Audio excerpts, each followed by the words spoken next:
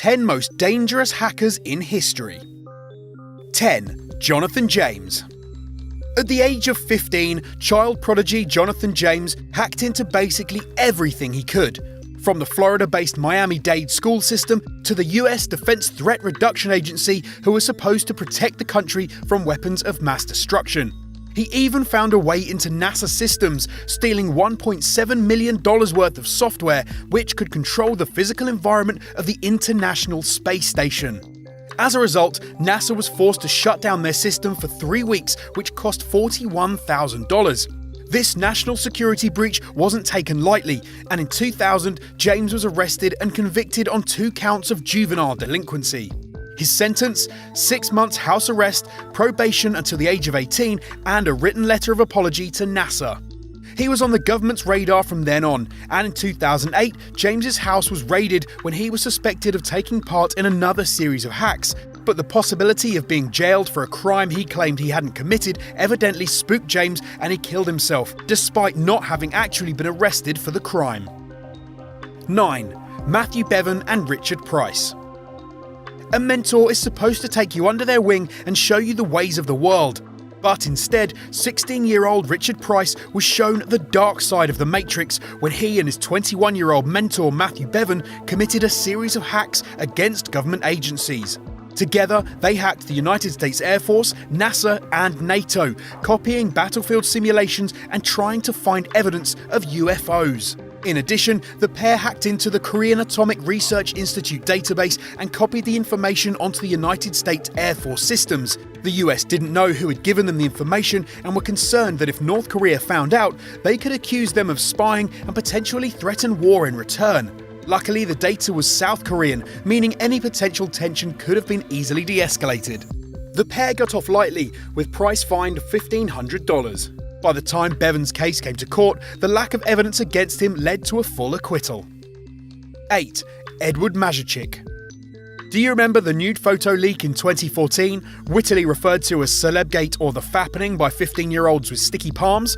Well, this was down to several figures, including Edward Mazurchik. The serial hacker cracked the iCloud and Gmail accounts of hundreds of celebrities in order to obtain nudes for his personal use. But this didn't last long, and these nude images found their way onto the internet for everyone to see. The photos made headlines worldwide and caused a fair amount of concern over the security of people's private data. It seemed that hackers were able to break into iCloud accounts with a simple email address. Mazurchik was convicted of the hack in September 2016 and took responsibility for the invasion of privacy. It is thought he will face a 9-month prison sentence. 7. Gary McKinnon. British citizen Gary McKinnon has been called the most dangerous hacker in history after being accused of hacking 97 United States military and intelligence systems over a 13-month period, starting in 2002. On one network alone, he caused 2,000 computers to be shut down, deleting weapons logs and other important files. During another hack, McKinnon got straight to the point and left a message, "Your security is crap," on the US military's website. According to McKinnon, this campaign of messing with the Americans was largely to do with his attempts at trying to find evidence of UFOs. I found what I was after. I found evidence of UFOs and the fact that NASA covered them up. After hacking into NASA websites, he claimed to have found images of extraterrestrial spaceships. It had no sort of seams or rivets. It didn't look man-made at all. He also claimed that he'd uncovered an Excel spreadsheet detailing the names of non-terrestrial officers who work in the US Air Force, as well as the details of a space program named Solar Warden. He was eventually detained in 2002 when an American grand jury indicted him and called for his extradition. However, he wasn't handed over, and 10 years later, the British government threw out the case against him. 6. Guardians of Peace. In the autumn of 2014, Sony Pictures announced the planned release of their latest comedy, The Interview, in which Seth Rogen and James Franco come up with an elaborate plot to kill the leader of North Korea, Kim Jong-un. But before the film could be released, a group calling themselves Guardians of Peace demanded that Sony pull The Interview from upcoming screenings. They revealed that they had hacked Sony's system and stolen information, including 47,000 social security numbers and a whole series of embarrassing emails. These purportedly revealed Hollywood secrets and celeb gossip, including an email by Hollywood producer Scott Rudin in which he called Angelina Jolie a minimally talented spoiled brat.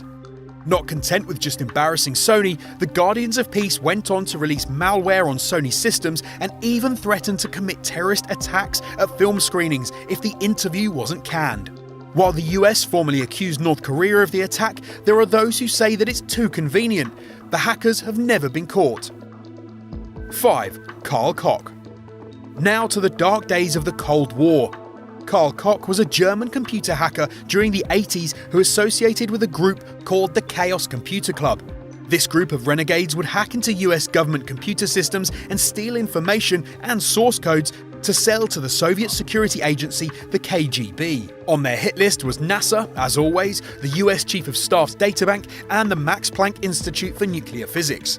In 1989, the West German authorities discovered this espionage, and Koch, along with the other members of the club, began to cooperate, confessing to their crimes with the promise that they wouldn't be prosecuted. Koch was found burned to death in a forest near Seal in Germany.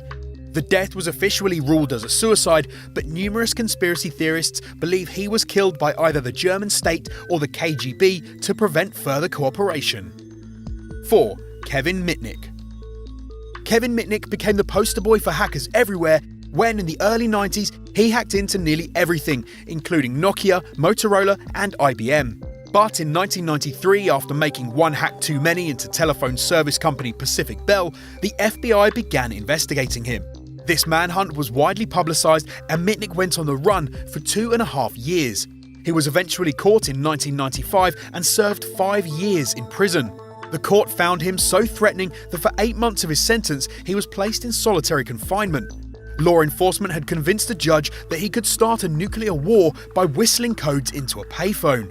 No longer considered an international threat today, Mitnick uses his powers for good and works as a cybersecurity advisor for several of his former targets, including IBM and the FBI. 3. Albert Gonzalez. Even those hacking for the right side of the law can go rogue. In 2003, computer hacker Albert Gonzalez was working as an administrator for the website shadowcrew.com, which held auctions for stolen credit card information, before he was arrested by the Secret Service. On his arrest, he began cooperating with the authorities, and thanks to his information, they put away nearly 30 of his fellow hackers. But despite his cooperation with the Secret Service, from 2005 to 2007, Gonzalez is believed to have been the ringleader in a hacking operation that stole approximately 175 million credit card numbers. That takes balls, as does going with the 50 Cent inspired operation name Get Rich or Die Trying. During his spree, it was rumoured that he threw himself a $75,000 birthday party and that he once complained about having to count $340,000 by hand. The total amount of money stolen from the victims remains undisclosed, but in 2010, Gonzalez was eventually caught and sentenced to 20 years in prison. 2. Cutting Sword of Justice.